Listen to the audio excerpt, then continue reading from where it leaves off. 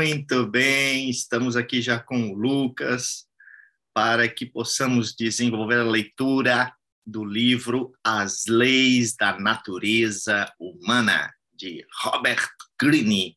E hoje nós vamos ver o capítulo 15. Vou compartilhar a tela aqui com vocês para que possamos acompanhar também a leitura. Lucas quer começar lendo, pode ser? Pode. Maravilha. Então vamos lá. Capítulo 15. Eis aqui. Faça-os quererem seguir. A lei da inconsistência. Embora... Só aumenta a tela aí. Deixa a tela cheia, no caso, né? Não dá porque assim tá legal, porque na gravação, o que vai acontecer? A tua imagem vão ficar aqui no ladinho, exatamente como tá assim agora, ó. Então eu preciso dessa diagramação para ficar o texto visível. Tá, bora lá então. Faça-os quererem seguir. A lei da inconsistência. Embora os estilos de liderança mudem com os tempos, uma constante permanece. Os indivíduos são sempre ambivalentes quanto àqueles no poder. Eles querem ser guiados, mas também se sentir livres. Querem ser protegidos e desfrutar da prosperidade sem fazer sacrifícios. Idolatram o rei ao mesmo tempo que querem matá-lo. Na posição de líder de um grupo, as pessoas estão sempre preparadas para se voltar contra você no instante que parecer fraco ou enfrentar um empecilho.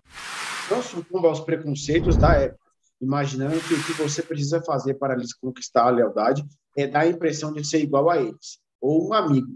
Duvidarão da sua força, desconfiarão dos seus motivos e responderão com descaso, como camuflado. A autoridade é a arte delicada de criar a aparência do poder, da legitimidade e da justiça, e, ao mesmo tempo, fazer os indivíduos se identificarem com você como um líder que está a serviço deles. Se quiser liderar, precisa dominar essa arte desde cedo na vida.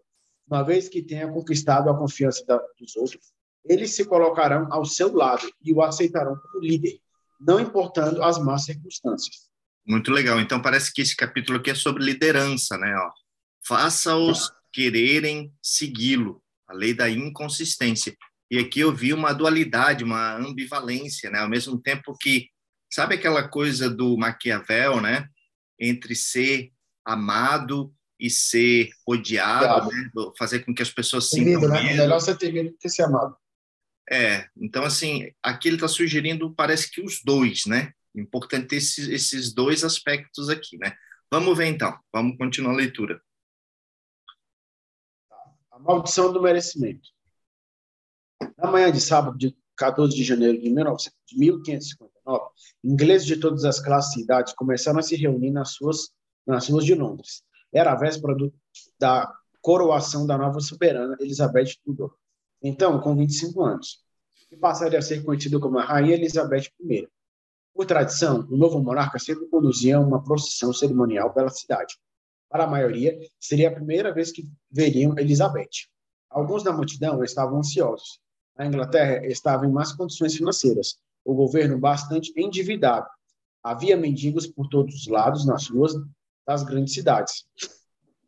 E ladrões perambulavam pela zona rural. O pior de tudo era que o país acabara de passar por uma verdadeira guerra civil entre católicos e protestantes. O pai de Elizabeth, Henrique VIII, 1491 a 1547, havia fundado a Igreja Anglicana e decidido transformar a Inglaterra num país protestante. A filha do primeiro casamento de Henrique foi coroada rainha com o nome de Maria I, em 1553, e tentou devolver o país à comunidade católica, iniciando uma espécie de Inquisição inglesa que lhe rendeu o apelido de Bloody Mary, Maria Sangrenta. Após a morte dela, no fim de 1558, Elizabeth era próxima da linha de sucessão, mas seria essa uma boa hora para os ingleses? Uma pergunta. Mas seria essa uma boa hora para os ingleses serem governados por uma mulher tão jovem e experiente? Outros nutriam esperanças cautelosas, como a maioria da população da Inglaterra. Elizabeth era uma protestante devota e levaria o país de volta à Igreja Anglicana. No entanto, nem otimistas nem pessimistas sabiam muito sobre ela. Depois que Henrique VIII mandou que Ana Bolena, a sua segunda esposa e mãe de Elizabeth, fosse executada sob acusações falsas, Elizabeth não tinha ainda nem 3 anos e passou então a ser repelida por uma série de madrastas, de maneira que sua presença na corte tinha sido mínima. O povo inglês sabia que ela havia tido uma infância difícil e que a rainha Maria a detestava, até mesmo prendendo Elizabeth na Torre de Londres, em 1554. Queria que Elizabeth fosse executada sob a acusação de conspirar contra a coroa, mas não conseguiu reunir provas suficientes. Como essas experiências afetariam a jovem Elizabeth? Seria ela tão impetuosa quanto o pai ou tão arrogante quanto a meia-irmã Maria? Com tanta coisa em jogo, todos estavam curiosíssimos para saber mais sobre aquela mulher. Para os ingleses, a procissão foi um dia de celebração e alegria, e Elizabeth não os desapontou nesse departamento. Foi um tremendo espetáculo. Tapeçarias coloridas nas paredes externas das casas, bandeiras e flâmulas em cada janela, músicos e palhaços perambulando pelas ruas, entretendo a multidão. Sob um pouco de neve, aquele que logo se tornaria rainha apareceu nas ruas, e por onde passava, a multidão se calava. Carregada numa liteira aberta, ela vestia a mais bela túnica real dourada e as joias mais magníficas. Tinha o rosto encantador e os olhos escuros, cheios de vida. Contudo, à medida que a procissão avançou e várias encenações foram representadas em tributo a ela, os ingleses viram algo que nunca haviam testemunhado antes ou conseguido imaginar. A rainha parecia gostar de se misturar ao povo. Lágrimas lhe enchiam os olhos ao escutar com atenção dos londrinos mais pobres, pedidos e bênçãos para o reinado dela. A sua maneira de falar era natural e até um pouco popular. O entusiasmo crescente da multidão a infectava.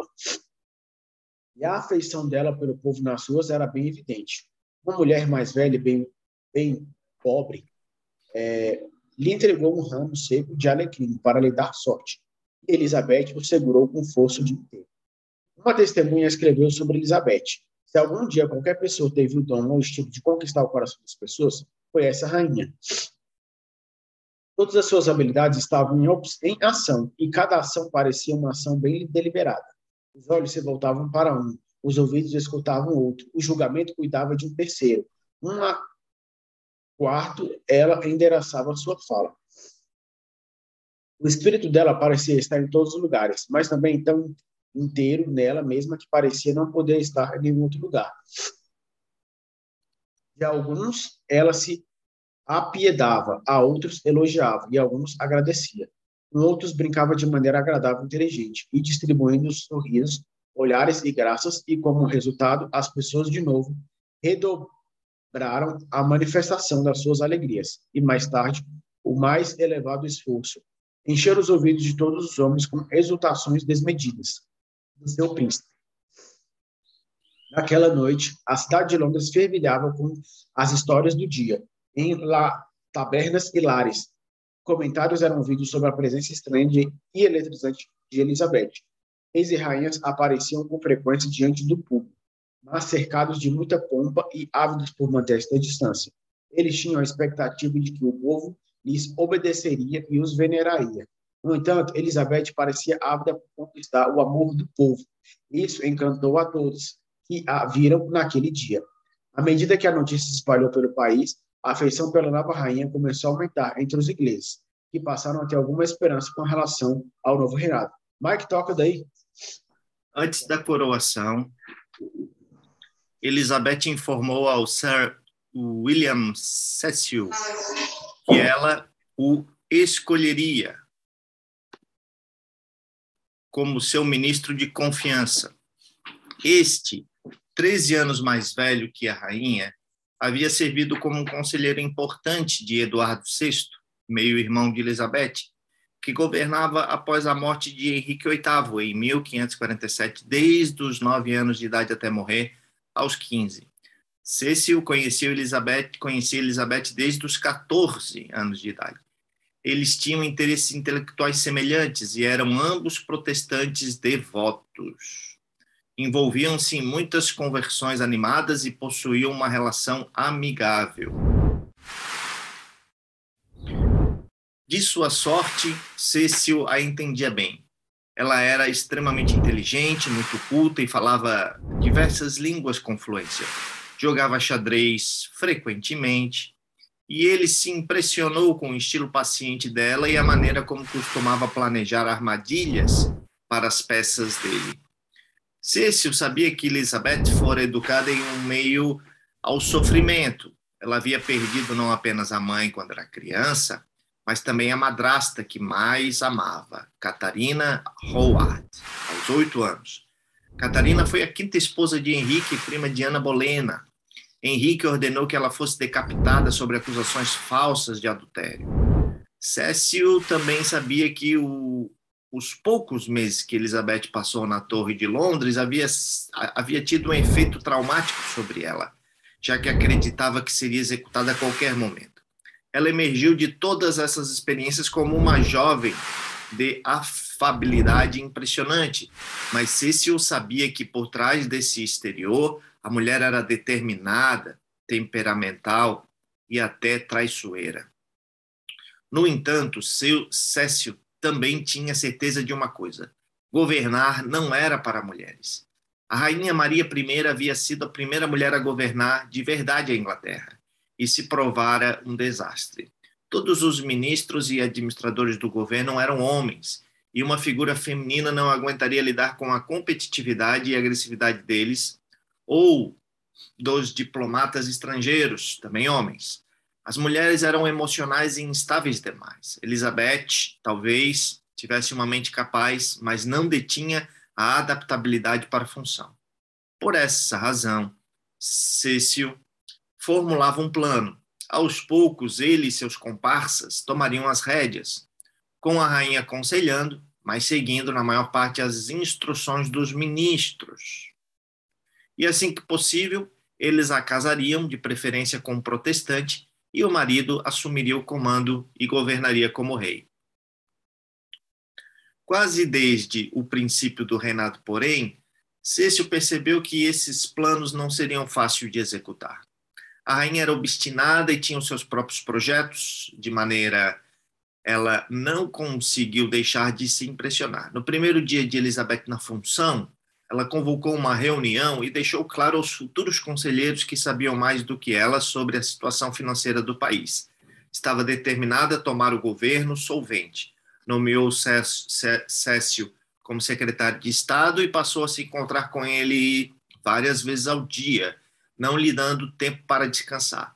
Diferentemente do pai dela, que permitira que os ministros administrassem tudo a fim de que pudesse passar o tempo caçando e cortejando jovens mulheres, Elizabeth punha a mão na massa.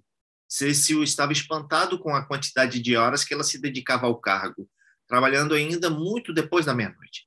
Era meticulosa naquilo que esperava dele e dos outros ministros, e de vez em quando era bem intimidadora. Se lhe agradava com o que dizia ou fazia, a rainha era só sorrisos e pouco coquete. No entanto, se algo desse errado ou se Cecil discordasse dela de maneira muito veemente, Elizabeth o excluía por vários dias e ele voltava para casa remoendo o seu nervosismo. Será que ela havia perdido a confiança nele? Em algumas ocasiões, ele o olhava com aspereza ou até o criticava no mesmo estilo tempestuoso do pai dela. Não, a rainha não seria fácil de manobrar, e aos poucos descobriu-se trabalhando de forma mais árdua do que nunca para impressioná-la. Como parte do plano para que os homens assumissem o poder de maneira gradual, Cecil fazia questão de que toda a correspondência de governos estrangeiros passasse primeiro pela mesa dele. Manteria a rainha ignorante de várias questões importantes. Então, soube que ela havia descoberto isso e, pelas costas de Cecil, dera ordem para que toda a correspondência diplomática passasse por suas mãos. Era como um jogo de xadrez, e Elizabeth estava vários lances à frente. Cecil se enfureceu e acusou-a de lhe prejudicar o trabalho, mas a rainha se manteve firme e ofereceu uma resposta bem lógica. Diferente de Cecil, ela falava e lia em todos os principais idiomas europeus e entendia as suas nuances, e seria melhor para todos se conduzisse pessoalmente a diplomacia e atualizasse os ministros nas questões estrangeiras. Era inútil argumentar e logo percebeu que, em se tratando de lidar com essa correspondência e reuniões com diplomatas, Elizabeth era uma excelente negociadora. Aos poucos, a resistência dele diminuiu. Elizabeth permaneceria no comando, pelo menos nos primeiros anos do seu reinado. Então, se casaria e produziria um herdeiro necessário para a Inglaterra e o marido assumiria o governo. Não era natural que ela continuasse nesse papel como governante solteira. Havia boatos de confidenciaria a várias amigas que nunca se casaria e que tinha como medo avassalador do matrimônio com base no que viria a acontecer com o pai. No entanto, Cecil não levava isso a sério. Ela continuava a dizer a todos que tudo o que importava era o bem maior da Inglaterra. Mas manter o país sem um herdeiro e aparentemente sem um herdeiro aparente era arriscar uma guerra civil no futuro. Com certeza, Elizabeth veria lógica nisso. O objetivo dele era simples,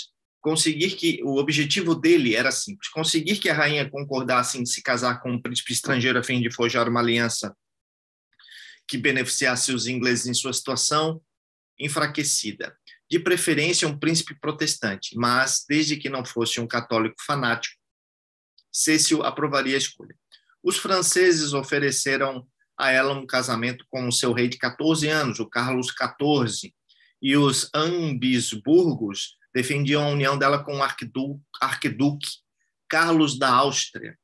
O maior temor de Cecil era que Elizabeth se casasse com um único homem por quem ele tinha de fato se apaixonado, por quem de fato ela tinha se apaixonado, Robert Dudley, conde de Leicester, um homem de posição social inferior que incitaria um tipo de dissensão e intriga dentro da corte inglesa. Quando os representantes de diferentes países apresentaram as suas propostas, Elizabeth parecia favorecer uma, até que o seu interesse se arrefecia. Se os espanhóis, de repente, criassem problemas no continente europeu, ela começava negociações de casamento com os franceses para fazer o rei Felipe II da Espanha passar a temer uma aliança franco-inglesa e recuar com o arquiduque. Carlos da Áustria, para apavorar tanto os franceses quanto os espanhóis, ano após ano, ela seguiu esse jogo. Confessou a Cecil que não tinha nenhum desejo de ser esposa de ninguém, mas quando o parlamento ameaçava lhe cortar os fundos caso ela não se prometesse se casar, suavizava o discurso e negociava com alguns pretendentes. Então, uma vez que os fundos do parlamento tivessem sido assegurados, encontrava uma outra desculpa para interromper as conversas sobre casamento. O príncipe ou o rei, ou o arquiduque, era um jovem demais, é um católico fervoroso demais esse outro. Não era o tipo dela, era efeminado demais, e assim por diante. Nem mesmo Dudley conseguiu lhe quebrar a determinação e convencê-la a se casar com ele. Alguns anos mais tarde, com uma frustração crescente, Cecil, por fim, compreendeu o jogo dela. Não havia nada que ele pudesse fazer, mas, ao mesmo tempo, percebera que a rainha Elizabeth I, essa que faleceu agora recentemente, era, com quase toda certeza, uma governante mais capaz do que qualquer um dos pretendentes estrangeiros. Ela era tão frugal com seus gastos que o governo não estava mais em débito.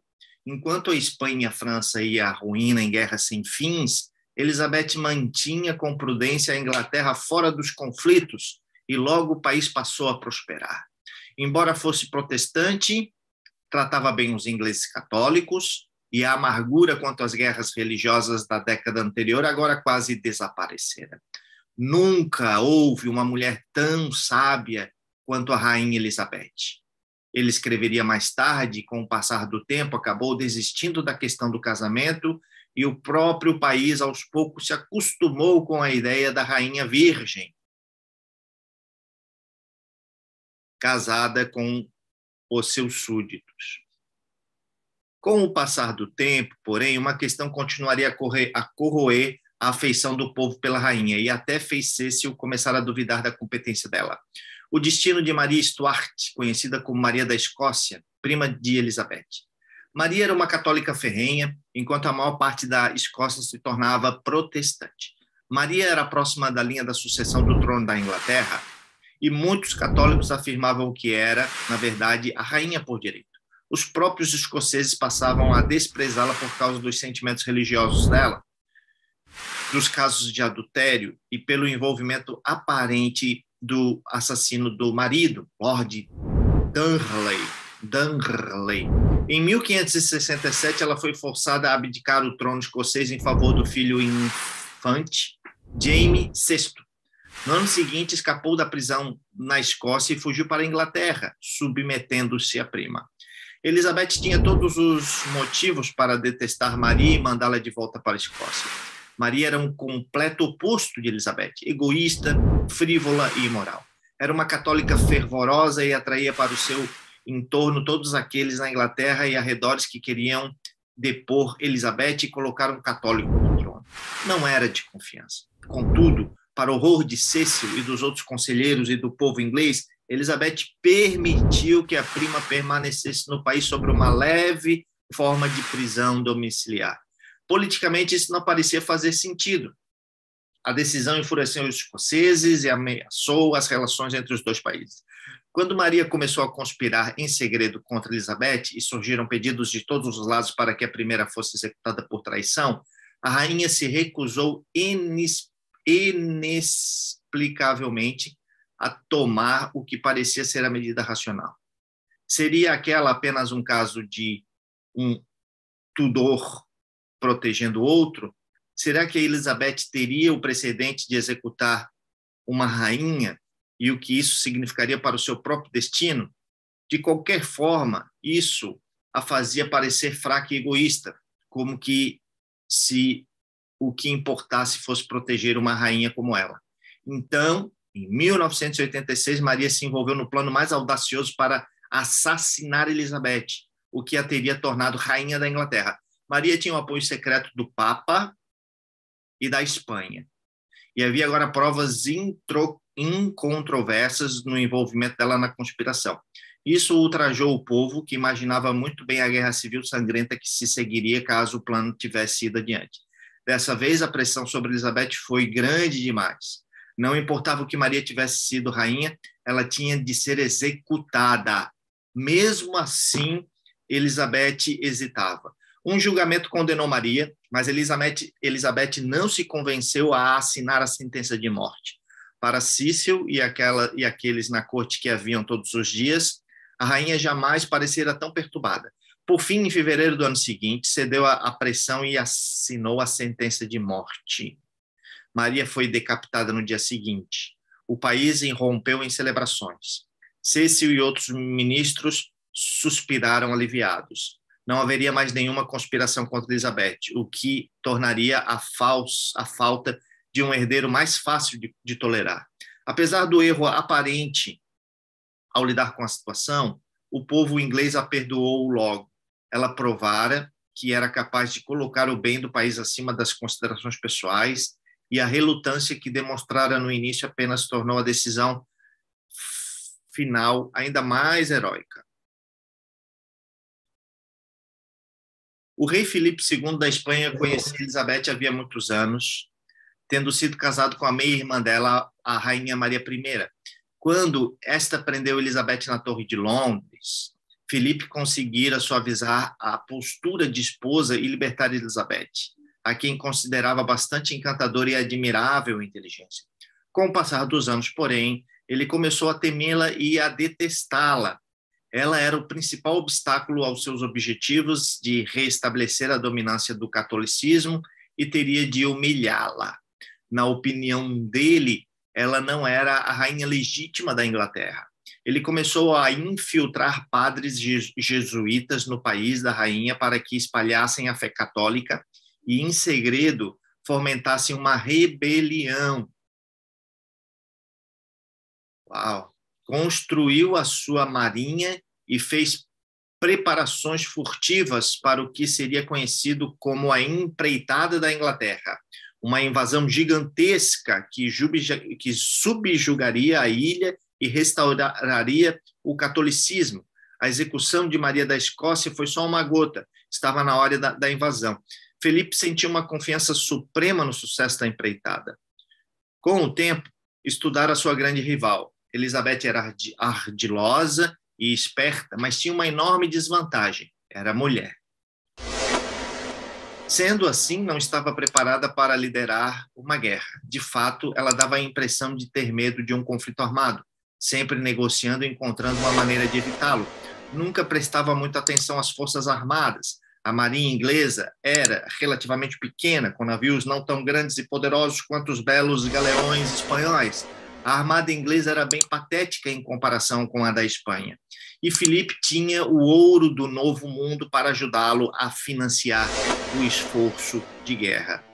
Sem planos, seus planos era que a invasão ocorresse no verão de 1587. Ah, não é essa rainha nossa, não, é outra rainha, essa aqui. Mas naquele ano, Sir Francis Drake invadiu as costas espanholas, destruindo muitos navios no porto de Cádiz e roubando grandes tesouros em ouro. Filipe adiou a invasão para o ano seguinte e os custos de manter o exército e construir mais galeões foram aumentando aos poucos. Filipe havia supervisionado cada detalhe da invasão. Ele lançaria a incrível armada com cerca de 130 navios tripulados por mais de 30 mil homens. Destruiriam com facilidade a marinha inglesa. Se juntariam à grande força espanhola nos Países Baixos. Cruzariam o Canal da Mancha e marchariam até Londres, onde capturariam a rainha e a levariam a julgamento pela execução de Maria da Escócia. Ele, então, colocaria a filha no trono da Inglaterra. A armada foi lançada finalmente em maio de 1588 e em julho a frota espanhola contornava a costa sudeste da Inglaterra. Os galeões espanhóis haviam aperfeiçoado uma determinada força de combate.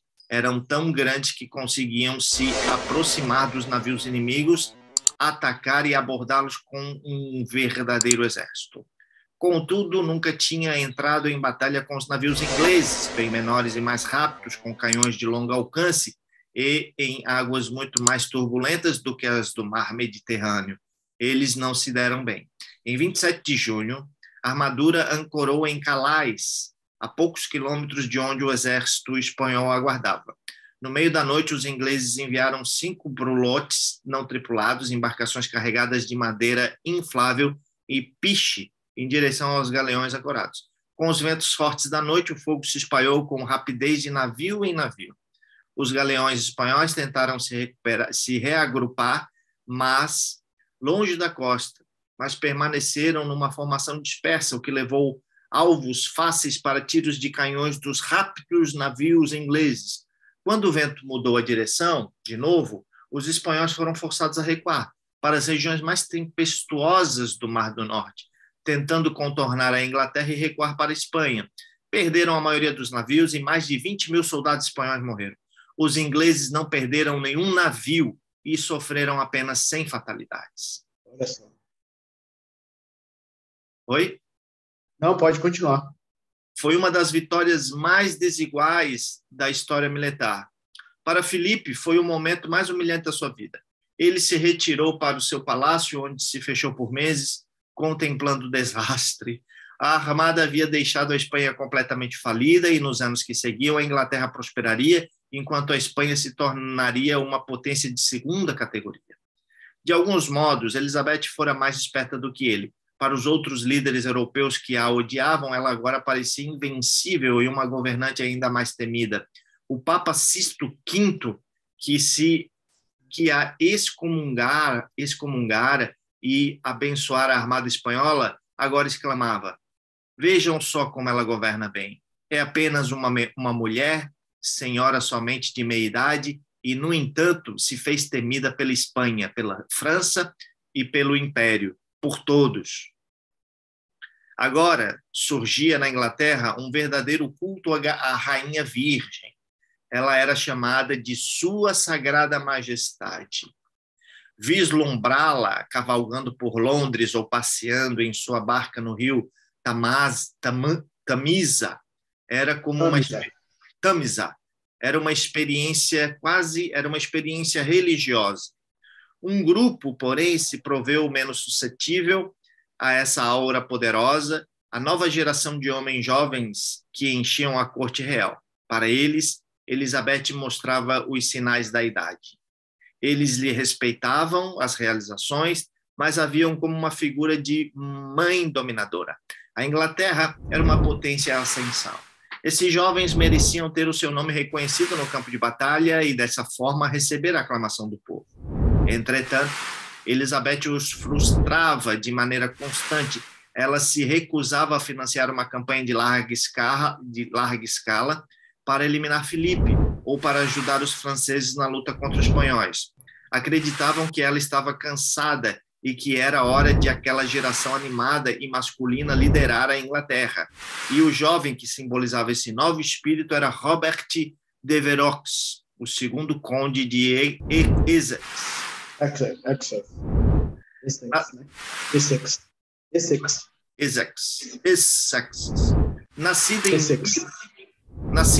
Nascido em 1566, Essex era bonito e intemperável, sabia que a rainha tinha uma fraqueza por homens jovens e a encantou rapidamente, tornando-se o favorito dela. Ele a apreciava e admirava de maneira genuína, mas, ao mesmo tempo, se ressentia do poder que ela tinha sobre o destino dele. Essex começou a testá-la, pediu favores, em geral dinheiro. Ela lhe deu o que pediu. Parecia gostar de mimá-lo. E à medida que o relacionamento avançou, Essex começou a vê-la como uma mulher manipulável.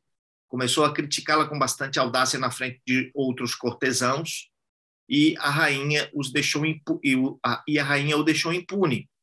Estipulou um limite, porém, quando pediu por cargos políticos para ele e os amigos, e Essex não teve acesso, e Essex então teve um acesso de fúria. Era humilhante depender dos caprichos de uma mulher. Contudo, dias mais tarde, ele se acalmou e voltou a empregar o seu charme com ofensiva. Mantido distante do poder político, Essex percebeu que sua única chance de fama e glória seria liderar o exército inglês numa vitória. Elizabeth permitiu que ele comandasse algumas expedições militares menores no continente europeu. O resultado foi misto. Ele era valente, mas não muito bom em estratégia. Então, em 1596, ele a persuadiu a deixá-lo liderar numa incursão semelhante à de Francis Drake pela costa espanhola. Dessa vez, a audácia de Essex foi bem recompensada e a campanha foi um sucesso. Para o povo inglês, agora um pouco inebriado com o novo status como potência europeia, Essex representava o seu novo orgulho, tornando-se o seu queridinho. Essex queria mais disso e continuou a pedir à rainha por outras oportunidades de sair em batalha. Atribuía a relutância dela aos muitos inimigos que ele havia feito na corte, homens que o invejavam. Quer seguir daqui, Lucas? Quero. Em 1598, a corte recebeu a notícia de que um bando de rebeldes irlandeses, sob o comando de Hugh O'Neill, segundo conde de Tyrone, avançava por territórios da Irlanda controlados pela Inglaterra, causando destruição. Essex ofereceu seus serviços para liderar uma força que esmagaria de Tyrone. Ele implorou e insistiu, e Elizabeth acabou cedendo. Confiante a respeito do seu poder sobre a rainha, requisitou para a companhia o maior exército já reunido pelos ingleses. Elizabeth atendeu o desejo dele. Pela primeira vez, sentiu-se apreciado por ela de verdade. Ela tinha a estranha habilidade de fazê-lo querer agradá-la. Ele lhe expressou a sua gratidão e prometeu terminar a missão em pouco tempo. A Irlanda seria um caminho para o topo. Uma vez lá, porém, os problemas se acumularam. Era o inverno de 1599. O clima era terrível e o terreno incrivelmente pantanoso. Ele não conseguia avançar com seu enorme exército. Os irlandeses eram esquivos e peritos no combate de guerrilha. Enquanto os ingleses seguiam mancando nos seus campos, milhares de soldados morreram por doença e outros milhares começaram a desertar. Essex imaginava bem os seus muitos inimigos na corte falando dele pelas costas. Tinha certeza de que a rainha e vários ministros estavam planejando a queda dele. Essex tinha que testá-la mais uma vez, pediu reforço. A rainha concordou, mas ordenou que ele finalmente encontrasse e lutasse contra Tyrone. De repente, a pressão era demais e culpou Elizabeth e os cortesãos invejosos por tentarem apressá-lo. Sentia-se humilhado pela posição em que estava e, ao fim do verão, concebeu um plano que daria o fim, de uma vez por todas, à sua miséria. Negociaria em segredo uma trégua com Tirone. Depois, retornaria à Inglaterra e marcharia até Londres com as suas tropas. Ele forçaria a rainha a se livrar dos inimigos dele dentro da corte. Queria assegurar a posição de principal conselheiro.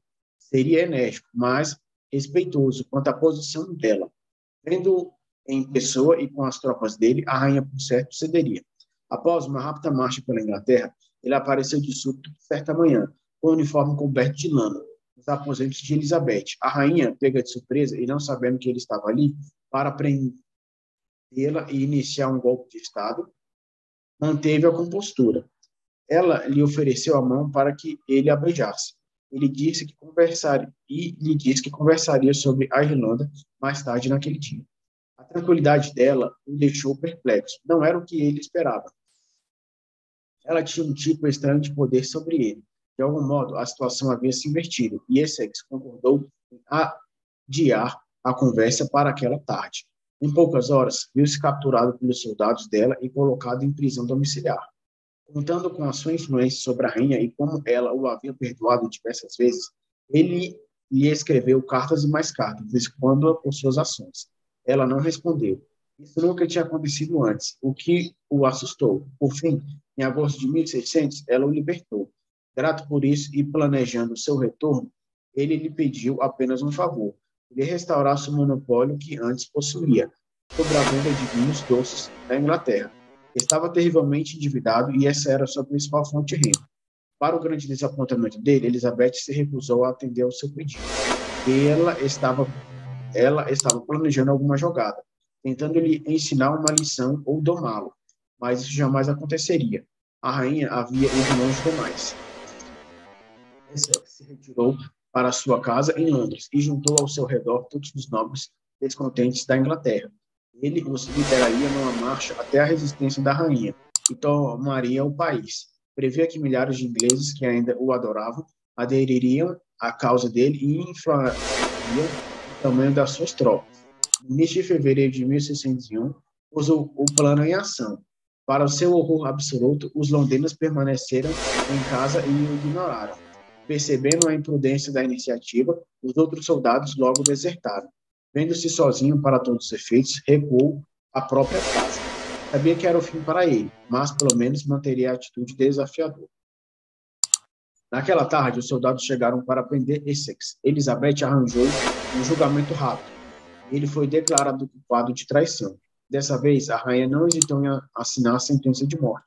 Durante o julgamento, Essex manteve a atitude mais insolente. Morreria negando a própria culpa e se recusando a pedir perdão. Na noite anterior, no dia em que seria decapitado, a rainha enviou o seu capelão pessoal para prepará-lo para o fim. Confrontado com esse representante de Elizabeth, que transmitia as últimas palavras dela para ele, Essex começou a chorar. Todos aqueles momentos em que havia percebido a autoridade dela, mas tentando resistir ao seu poder, inclusive naquela manhã nos aposentos dela, quando esta se pôs diante dele, tão altiva e segura de si. De repente, o devastava. Confessou seus crimes ao capelão. Essex misturava em sua mente a imagem do julgamento iminente diante de Deus com a majestade da rainha e sentia o peso total da sua traição. Via o rosto dela diante de si e isso o apavorava. Ele disse ao capelão: devo confessar ao Senhor que sou o maior, mais vil e mais ingrato traidor que já tive na terra. A rainha estava certa em executá-lo, disse ele. Essex pediu por uma execução privada para não inflamar o público, mas nas suas últimas palavras, pediu a Deus que conservasse a rainha. Partiu para a morte com uma submissão e dignidade tranquila que ninguém jamais havia visto dele, ou suspeitava que ele fosse capaz de demonstrar. Interpretação. Eu vou ler a interpretação para pegar um gancho aqui, pode ser? Pode. Tá. Ao se tornar rainha, Elizabeth Tudor percebeu que estava numa posição de suprema fragilidade. Diferente do pai e de quase qualquer outro monarca inglês, não tinha nenhuma credibilidade como governante, nem respeito à autoridade aos quais recorrer. O país se encontrava num estado enfraquecido. Ela era jovem demais. sem nenhuma experiência política ou proximidade anterior ao poder de onde poderia ter aprendido. Sim, era esperado que fosse obedecida pelo mero fato de ela ocupar o trono, mas essa lealdade era tênue e poderia mudar com o menor erro ou crise. E em poucos meses ou anos, a rainha seria forçada a se casar. E como bem sabia, o matrimônio poderia levar a todo tipo de problemas se não produzisse rápido um herdeiro do sexo masculino. O que tornaria isso ainda mais preocupante era que Elizabeth era ambiciosa e muito inteligente. Sentia-se mais do que capaz de governar a Inglaterra. Tinha uma visão de como resolveria os muitos problemas do país e o transformaria numa potência europeia. Um casamento seria ruim, não apenas para ela, mas para os ingleses também. O mais provável era que ela fosse forçada a se casar com um príncipe estrangeiro, cuja lealdade seria com o seu país de origem. Ela utilizaria a Inglaterra como peão nos jogos de poder de continente europeu e drenaria os seus recursos ainda mais. No entanto, considerando todas as probabilidades contra Elizabeth, que esperança ela tinha de governar sozinha? Decidiu então que a única maneira de avançar era transformar a sua posição fraca numa vantagem, construindo seu próprio tipo de credibilidade e autoridade, que no fim lhe daria poderes muito maiores do que qualquer rei pregresso. O plano dela se baseava na seguinte lógica: os reis e rainhas da época governavam com um tremendo senso de merecimento por causa da sua linhagem do status semidivino. Esperavam obediência e lealdade completas. Não precisavam fazer nada para merecer isso. Era fruto da sua posição. Contudo, esse senso de merecimento tinha consequências. Os súditos lhe prestavam homenagens, mas a conexão emocional a esses governantes não era, em muitos casos, profunda. A população inglesa sentia a dinâmica que a separava do monarca e o quão pouco os governantes se importavam de fato com ela. Esse senso de merecimento também lhes prejudicava a eficiência política. Os ministros do governo se mostravam amedrontados e intimidados diante de alguém como Henrique VIII, de forma que a energia deles era gasta apaziguando o rei, em vez de na própria inteligência e nos poderes criativos. Com esse senso de merecimento, os governantes prestavam menos atenção aos detalhes do governo, que eram tediosos demais. As guerras de conquista se tornaram um meio principal de obter glórias e oferecer riquezas à aristocracia, mesmo que esses conflitos drenassem os recursos do país. Alguns desses governantes eram incrivelmente egoístas. Henrique VIII mandou executar a mãe de Elizabeth para que pudesse se casar com a sua amante mais recente, sem se importar com a imagem tirânica que passaria aos ingleses. Maria da Escócia ordenou o assassinato do marido para se poder casar com um amante. Seria fácil para Elizabeth se iludir e simplesmente esperar a lealdade que vinha da sua augusta posição. No entanto, ela era esperta demais para cair nessa armadilha. Seguiria de forma deliberada na direção oposta. Não sentiria nenhum senso de merecimento. Teria sempre em mente a fragilidade da sua posição real. Não esperaria passivelmente por lealdade. Ela se tornaria ativa. Demonstraria que não era egoísta, que tudo o que fazia era motivado pelo bem maior do país. E se manteria alerta e incansável nessa tarefa. Alteraria a maneira como os outros, súditos, ministros e rivais estrangeiros, a percebiam, de uma mulher fraca e inexperiente para uma figura de autoridade e grande poder, forçando laços bem profundos com os ministros e os plebeus, superaria a inconstância natural das pessoas e canalizaria as energias delas para o propósito de reconstruir a Inglaterra. As primeiras aparições de Elizabeth diante do povo inglês foram concebidas de maneira inteligente a fim de armar o palco para um novo tipo de liderança. Cercada pela pompa real costumeira, acrescentou um toque comum que a fez parecer tanto reconfortante como majestosa. Não estava fingindo. Tendo se sentindo impotente na juventude, conseguia se identificar com a arrumadeira mais pobre da Inglaterra. Indicava por meio da sua atitude que estava ao lado do povo, e que estava sensível à opinião que esse tinha dela. Queria merecer a aprovação das pessoas. Consolidaria essa empatia durante todo o seu reinado. E os laços entre a rainha e os súditos se tornaram muito mais intensos do que os qualquer outro governante que tinha passado. Com os ministros, a tarefa era mais delicada e difícil. Formavam um grupo de homens sedentos pelo poder, com seus egos e a necessidade de se sentirem mais espertos do que uma mulher superiores a ela. Elizabeth dependia do auxílio e da boa vontade deles para governar o país, mas se revelasse muita dependência, eles passariam por cima dela.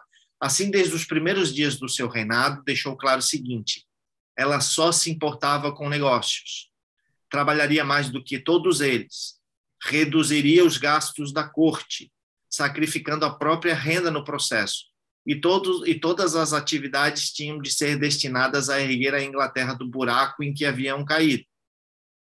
Demonstrou logo o seu reconhecimento superior acerca das finanças do país e o seu lado determinado em qualquer situação. Em certas ocasiões, reagiria com raiva se o ministro desse a impressão de promover os seus próprios interesses, e essas explosões eram bem intimidadoras. Na maior parte do tempo, porém, ela era calorosa e empática, em sintonia com os ânimos variados desses homens. Em pouco tempo, eles passaram a querer agradá-la e lhe conquistar a aprovação. Não trabalhar com afinco ou inteligência suficientes significaria o isolamento e alguma frieza, algo que queriam inconscientemente evitar. Respeitavam o fato de que Elizabeth vivia à altura dos padrões elevados como ela estabelecera. Dessa maneira, a rainha, aos poucos, colocou esses ministros da mesma posição em que se encontravam, precisando ganhar a confiança e o respeito por meio de ações. Agora, em vez de uma cabala de ministros egoístas e conspiradores, tinha uma equipe trabalhando para promover os planos dela, e os resultados logo falaram por si. Com esses métodos, ela adquiriu credibilidade de que necessitava, mas cometeu um grande erro: a maneira como lidou com a Maria da Escócia. Elizabeth começara a crer um pouco no próprio merecimento, sentindo que, nesse caso, sabia mais do que os ministros e que os receios dela sobre executar uma rainha superavam todo o resto. E pagou um preço considerável por essa política ao sentir o respeito do povo por ela diminuindo. Isso a magoou. O senso de bem maior era o que guiava, mas nesse caso o bem maior seria servido executando Maria. Elizabeth estava violando seus próprios princípios. Levou algum tempo, mas ela compreendeu seu erro. Deu ao líder do serviço secreto a tarefa de lubridiar Maria para que esta se envolvesse num plano mais audacioso para se livrar de Elizabeth. Agora, com provas irrefutáveis de cumplicidade da prima, Elizabeth poderia tomar a medida que a apavorava. No fim, ganhou ainda mais confiança dos ingleses ao ir contra os próprios sentimentos pelo bem do país e, em essência, admitir o erro que cometera. Era o tipo de resposta da opinião pública que quase nenhum governante da época era capaz de obter. Em relação aos rivais estrangeiros, em especial Filipe II, Elizabeth não era ingênua e entendia a situação.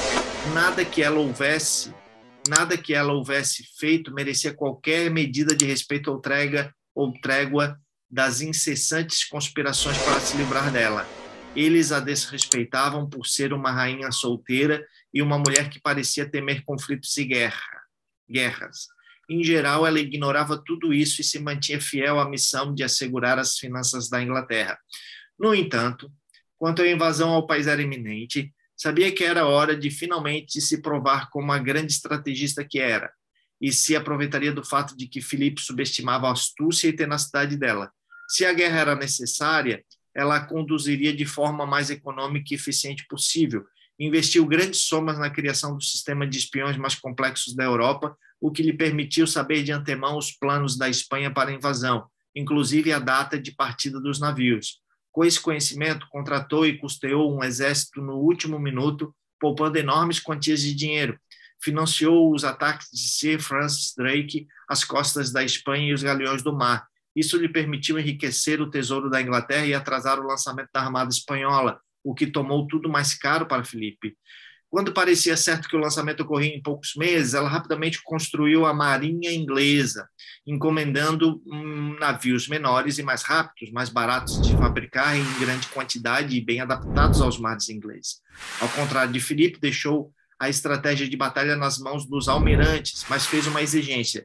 Queria que eles enfrentassem a armada o mais próximo possível da Inglaterra. Isso daria uma vantagem aos ingleses, já que os galeões espanhóis não eram adequados para os mares tempestuosos do norte. E os soldados dela, com a própria nação às costas, lutariam com um empenho ainda maior. Estavam na região deles, lutariam com mais afinco. No fim, a Espanha se viu falida e nunca recuperou a antiga glória, enquanto a Inglaterra de Elizabeth era agora uma potência em ascensão. Depois dessa grande vitória, porém, ela resistiu aos incentivos para levar a batalha à Espanha e aplicar o país um golpe fatal. Ela era misericordiosa, sabe? Não estava interessada em guerra pela glória ou conquista, mas apenas para proteger os interesses do seu país. Mexeu comigo, vai levar fogo. Era o que ela... Mas só queria se defender. Queria se defender. Então, se ela atacava, era para se defender. Após a derrota, tanto que ela dava uma segunda chance para várias ocasiões que ela poderia ser extremamente cruel e acabar com o inimigo, mas ela dá uma chance, E depois a pessoa volta e até que daí ela assim, olha, tem que acabar. Assim, a natureza dela, você vê que é uma natureza pacífica, mas infelizmente ela tinha que ir para a guerra. Então, acho que ela só se defendia. Percebi isso. Após a derrota da Armada Espanhola, a autoridade e credibilidade de Elizabeth pareciam intocáveis, mas ela nunca baixava a guarda. Sabia que com a idade e o sucesso viria naturalmente o temido senso de merecimento e a insensibilidade que o acompanhava. Como uma mulher governando sozinha, não poderia permitir tamanho desapontamento. A rainha reteve a assimilação dos ânimos das pessoas ao redor e percebeu que os jovens que agora enchiam a corte tinham uma atitude bem diferente com relação a ela. O respeito que demonstravam era pela posição dela, mas não ia muito além disso. Mais uma vez, ela teria que lutar contra os egos masculinos, mas dessa vez sem poder se apoiar nos próprios charmes da juventude e no coquetismo que ela tinha. Ela já era uma senhorinha aqui. O objetivo dela com Essex era de domar e canalizar o espírito para o bem do país, como haviam feito os ministros. Satisfez, então, os incansantes pedidos dele por dinheiro e privilégios, tentando lhe acalmar as inseguranças. Mas quando ele quis que a rainha lhe desse algum poder político, essa estabeleceu limites. Essex tinha que se provar, ascender ao nível dela, antes que Elizabeth lhe passasse esses poderes. Quando ele tinha acessos de birra, ela permaneceria calma e firme, provando-lhe inconscientemente a própria superioridade e a necessidade de autocontrole. Quando se tornou claro que Essex não seria domado, ela deixou que ele fosse longe o bastante com a sua conspiração para, assim, arruinar a reputação dele, se livrando daquele câncer. Ela dá corda, sabe? Ela dá corda para o cara mesmo se enforcar na corda. Ao enfrentar a morte por seu crime, não era apenas a imagem de Deus que aterrorizava Essex, mas a da rainha, cuja aura de autoridade, por fim, sobrepujava o mais insolente e presunçoso dos homens. Vai lá, Lucas. Entenda. Embora não existam mais reis e rainhas com tanto poder em nosso meio hoje, mais do que nunca, o ser humano se comporta como se fosse um membro da realeza. Nós nos sentimos merecedores de respeito no trabalho, não importando o quão pouco tenhamos realizado. Imaginamos que as pessoas deveriam levar as nossas ideias e projetos a sério, não importando o quão pouco com ponderação investimos neles ou quão pobre seja o nosso histórico. Esperamos receber ajuda na nossa carreira, porque somos sinceros e temos as melhores intenções. Parte dessa forma moderna de presunção talvez resulte de termos sido mimados demais pelos pais, que nos convenceram de que tudo que fazíamos valia ouro. Outra parte pode ser a consequência da tecnologia, que domina tanto a nossa vida que nos mima também. A tecnologia, nos dá poderes imensos sem que tenhamos que exercer qualquer esforço real. Passamos a tomar esses poderes como garantidos e acreditar Qualquer que seja o motivo, esse fenômeno nos contamina a todos. Devemos encarar esse senso de merecimento como uma maldição. Ele nos leva a ignorar a realidade. As pessoas não têm nenhuma razão inerente para nos oferecer confiança ou respeito, porque somos infames. Isso nos torna preguiçosos, satisfeitos com a mera concepção ou o primeiro esboço do nosso trabalho. Porque temos que melhorar o nosso desempenho ou nos esforçar para nos aprimorarmos quando acreditamos que já somos tão fantásticos assim. Nós nos tornamos insensíveis e absortos em nós mesmos, para imaginar que os outros nos devem a sua confiança e respeito. Nós lhes negamos a força de vontade, a habilidade de julgarem por si mesmos. Isso nos enfurece. Talvez não percebamos, mas inspiramos o ressentimento. E se nos tornamos líderes ou sublíderes, o efeito dessa maldição só piora. Tá? De maneira inconsciente, tendemos a nos acomodar e esperar que as pessoas venham até nós com lealdade e respeito pela posição que ocupamos. Na defensiva, ficamos Lucas, irritados. Está dando uma cortadinha no áudio. Vê se chega um pouquinho mais perto do microfone, eu acho. Na defensiva, tá pegando? Tá. Botado a mão aqui em cima do microfone. Na defensiva, ficamos irritados se as nossas ideias são desafiadas. Se a nossa inteligência é sabedoria, e sabedoria são questionadas, até nos assuntos mais ínfimos. Esperamos certos benefícios e privilégios e, se houver sacrifícios a serem feitos, de algum modo sentimos que deveríamos ser eximidos. Se cometermos um erro, é sempre culpa do outro, ou das circunstâncias, ou de algum demônio interno passageiro, fora do nosso controle. Nunca é responsabilidade nossa. Nós não nos damos conta de como isso afeta aqueles que lideramos, pois notamos apenas os sorrisos e os acenos de aprovação dos indivíduos a tudo que dizemos. Contudo, eles nos veem muito bem, sentem um senso de merecimento que projetamos. E, com o tempo, isso lhes diminui o respeito e os desconectam da nossa influência. Em um determinado ponto crítico, eles se voltarão contra nós de forma tão abrupta que ficaremos chocados. Como Elizabeth, devemos perceber que estamos, na verdade, em uma posição vulnerável e precisamos lutar para adotar a atitude oposta. Não esperar nada das pessoas em redor, daqueles a quem lideramos. Não se mantenha na defensiva, nem se acomode. Seja completamente ativo. Tudo que obtiver dos outros, em especial o respeito, deve ser merecido. É necessário que o ser humano se prove o tempo todo, demonstrando que a sua preocupação primária não é consigo e com os próprios egos sensíveis, mas com o bem do grupo. Nós precisamos ser responsáveis e empáticos de verdade em relação aos ânimos das pessoas, mas com limites.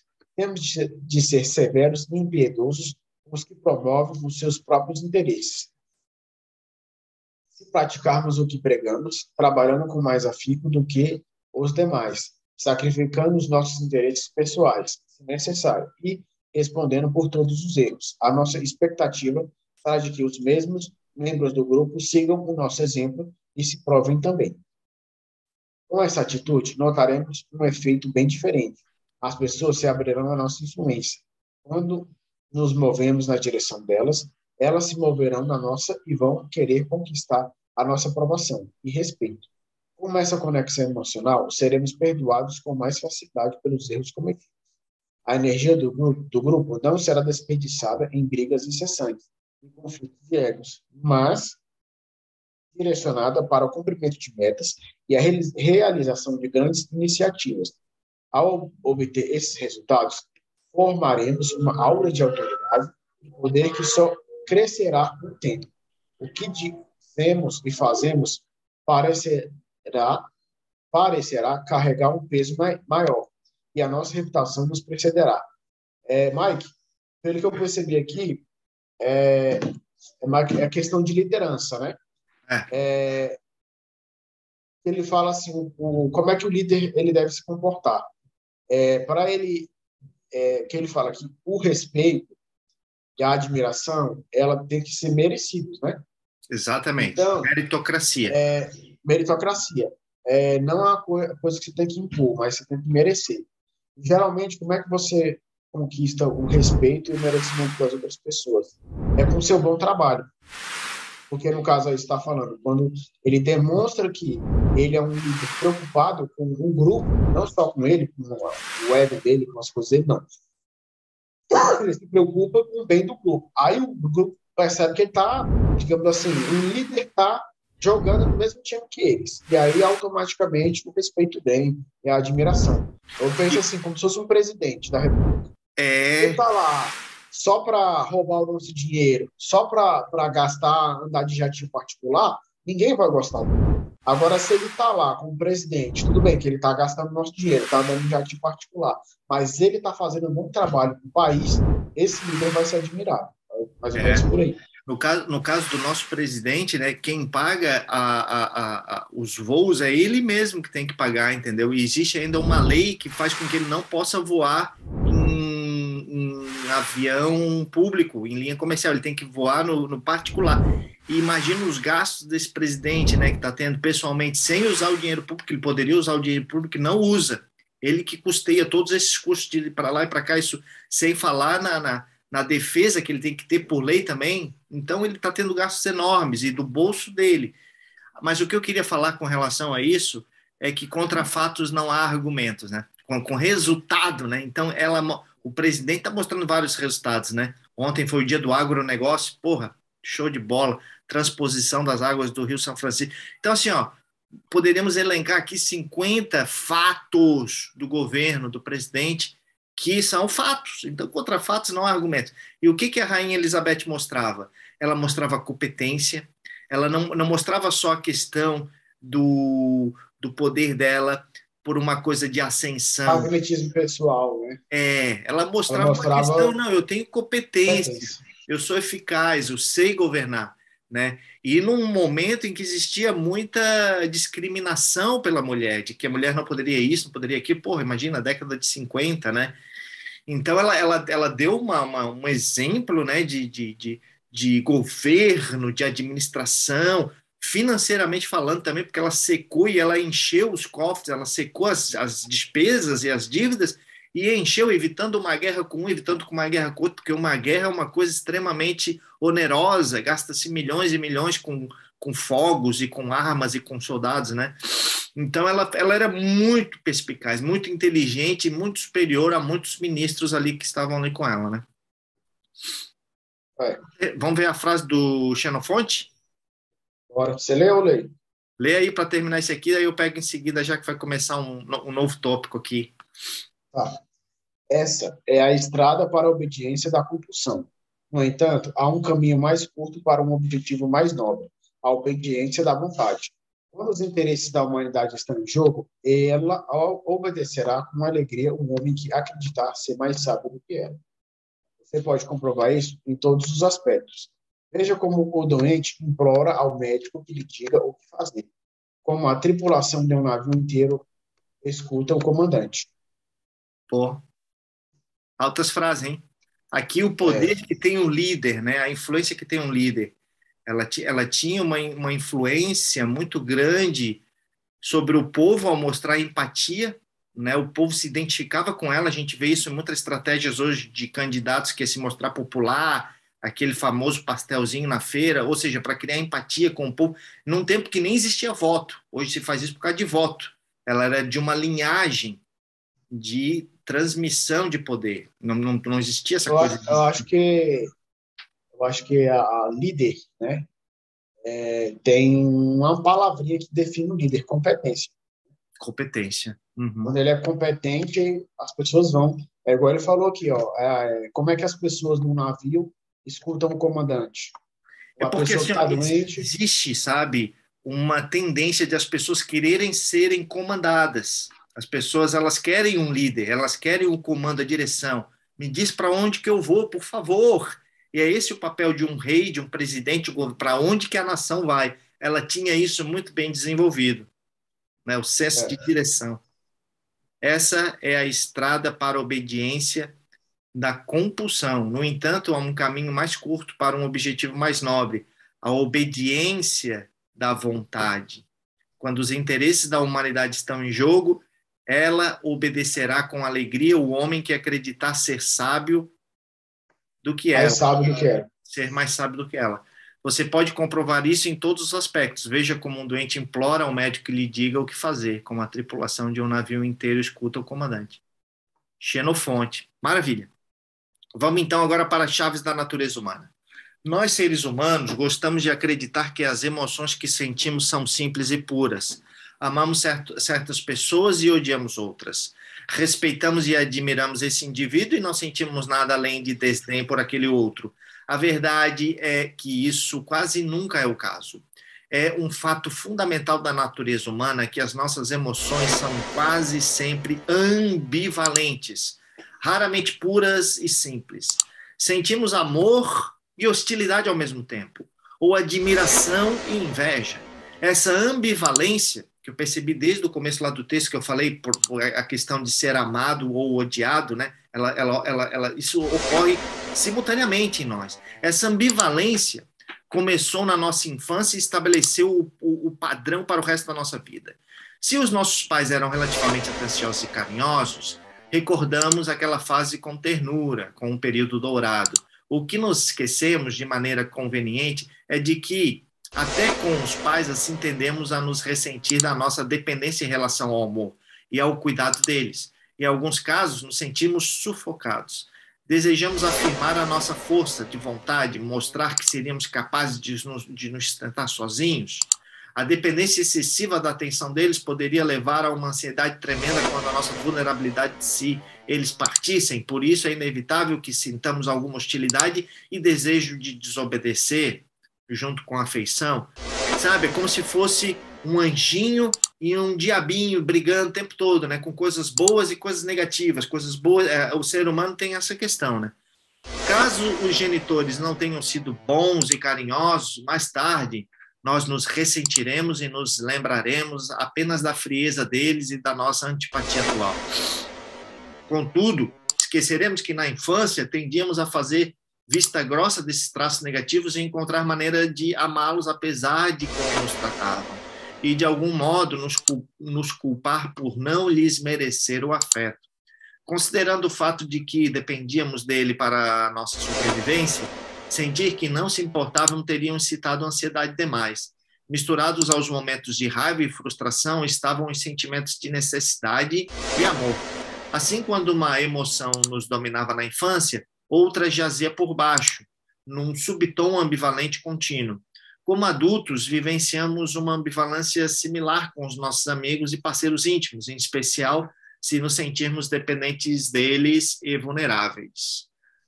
Parte do motivo para esta ambivalência essencial é que as emoções fortes e puras são assustadoras. Elas representam uma perda momentânea de controle, parecem negar a nossa força de vontade e nos as equilibramos inconscientemente com sentimentos contrários e conflitantes. E parte disso resulta do fato de que nossos ânimos estão sempre mudando e se sobrepondo. Qualquer que seja a causa, não nos damos conta da nossa própria ambivalência, porque contemplar a complexidade das emoções é desconcertante e preferimos nos apoiar em explicações simples para quem somos e o que estamos sentindo. Fazemos o mesmo com as pessoas em redor. Reduzimos as nossas interpretações dos sentimentos delas para algo simples e digestível. Flagrar a nossa própria ambivalência latente em ação exigiria esforço e muita honestidade da nossa parte. Em nenhum outro momento da faceta fundamental da natureza é mais evidente do que o nosso relacionamento com os líderes, que associamos de maneira inconsciente às figuras do pai e da mãe. E essa ambivalência atua da seguinte forma. Por um lado, reconhecemos por instinto a necessidade de líderes. Em qualquer grupo, as pessoas têm os seus planos limitados e interesses conflitantes. Os membros se sentem inseguros sobre sua própria posição e se esforçam para assegurá-la. Sem líderes que se coloquem acima desses interesses e que enxerguem o quadro mais amplo, o grupo teria problemas. As decisões difíceis nunca seriam tomadas e ninguém guiaria o navio. Portanto, ansiamos por liderança. e inconscientemente nos sentimos desorientados, até histéricos, sem alguém que cumpra esse papel, o que eu estava falando anteriormente, né? Por outro lado, também tendemos a temer e a desprezar quem está acima de nós.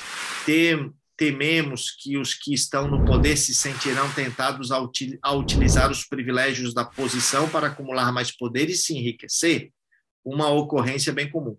Além disso, somos criaturas voluntariosas, não nos sentimos confortáveis com a inferioridade e dependência decorrente de servir um líder. Queremos exercitar a nossa própria vontade e sentir a nossa autonomia. Invejamos em segredo o reconhecimento e privilégio do que os líderes dispõem. Essa ambivalência essencial pende para o negativo quando os líderes dão sinais de abuso, insensibilidade ou incompetência.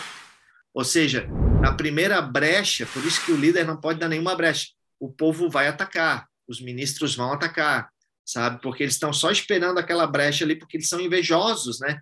Para atacar. É por isso a importância de ser incorruptível, né? De não dar brecha nenhuma. O cara que é líder, né? Quando os líderes dão sinais de abuso, insensibilidade e incompetência, não importa o quão poderosos eles sejam, não importa o quanto os admiremos, por baixo da superfície está essa ambivalência, o que a torna a lealdade dos indivíduos notoriamente inconsistente e volátil. Apesar, aqueles no poder tenderão a notar apenas os sorrisos dos funcionários e aplausos que recebem em reuniões e confundirão esse apoio com realidade. Não percebem que as pessoas quase sempre demonstram essa deferência àqueles em posição superior, pois o destino delas está na mão desses líderes e elas não podem se dar ao luxo de expressar os seus verdadeiros sentimentos. Por essa razão, é raro que os líderes tenham ciência da ambivalência subjacente que existe mesmo quando tudo está indo muito bem. Caso cometam alguns erros, ou se o seu poder se tornar um pouco instável, verão de repente a desconfiança e a perda de respeito que vinha crescendo de forma invisível, com os membros do grupo ou o público se voltando contra eles com uma intensidade surpreendente e chocante. Observe o noticiário para ver a rapidez com que os líderes, em qualquer campo, perdem o apoio e o respeito, como são julgados pelo sucesso ou fracasso mais recentemente. Talvez sejamos tentados a acreditar que essa inconsistência é um fenômeno mais moderno, produto dos tempos intensamente democráticos em que vivemos. Afinal, os nossos ancestrais eram muito mais obedientes do que os humanos modernos, ou assim pensamos. No entanto, esse não era bem o caso. Muito tempo atrás, entre as culturas indígenas e as primeiras civilizações, os chefes e reis que um dia haviam sido reverenciados eram rotineiramente levados à morte, caso mostrasse sinais de idade ou fraqueza, ou se perdesse uma batalha, ou se uma seca súbita ocorresse, o que significava que os deuses não os abençoavam mais, ou se fossem vistos favorecendo o próprio clã à custa do grupo. Essas execuções eram momentos de grande celebração, uma ocasião para liberar toda a hostilidade reprimida em relação aos líderes. Veja inúmeros exemplos disso em O Ramo de Ouro, de James Frazer. Se você quiser se aprofundar disso, tem uma biografia aqui, uma bibliografia aqui. O Ramo de Ouro, de James Frazer. Talvez de maneira inconsciente, os nossos ancestrais temessem a ideia de um único indivíduo permanecendo por muito tempo no comando, pois percebiam os aspectos corruptores do poder, e talvez alguém novo e diferente eles controlariam melhor. Em todo caso, por baixo da obediência, havia uma tremenda cautela. Talvez não executemos mais os nossos chefes tribais, mas ainda o fazemos de forma simbólica nas eleições e na mídia, nos divertindo ao testemunhar a queda ritualística dos poderosos. Talvez não os culpemos pela falta de chuva, mas os incriminamos por qualquer declínio na economia. Mesmo que a maior parte do que acontece na economia esteja além do controle deles. Assim como a chuva, eles parecem ter perdido as bênçãos da boa sorte dos deuses.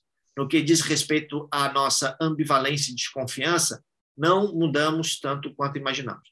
Por toda a história, porém, certos líderes notáveis têm sido capazes de erigir uma muralha contra esta volatilidade, a fim de merecer um tipo de respeito e apoio substanciais que lhe permitiu fazer grandes realizações com o passar do tempo.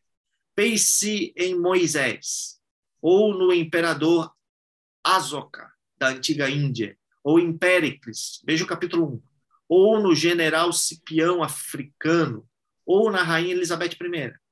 Em tempos mais modernos, podemos pensar em Abraham Lincoln, Martin Luther King Jr., que a gente estudou no capítulo anterior, Warren Buffett, Angela Merkel, Steve Jobs e tantos outros mais, né? Chamamos esse poder de autoridade, revertendo o significado original da palavra, que vem das autoritas em latim, o significado é expandir ou aumentar. Autoritas, em latim. Autoritas. Expandir ou aumentar. Para os antigos romanos, aqueles que fundaram a república possuíam uma sabedoria tremenda. Os ancestrais deles haviam demonstrado esta sabedoria pela força e durabilidade das instituições que tinham estabelecido e pelo modo que transformavam uma cidade provinciana na potência suprema do mundo conhecido. Na medida em que os senadores e líderes romanos retornavam a essa sabedoria básica e incorporavam as ideias dos fundadores, eles tinham autoridade, uma presença aumentada, uma expansão do prestígio e da credibilidade. Esses líderes não precisavam recorrer a discursos ou força. Os cidadãos romanos lhes seguiam de bom grado e a sua liderança e lhes aceitavam as ideias e conselhos. As palavras e os atos dos líderes carregavam um peso extra. Isso lhes dava mais liberdade para tomar decisões difíceis. Não eram julgados apenas pelo sucesso mais recente.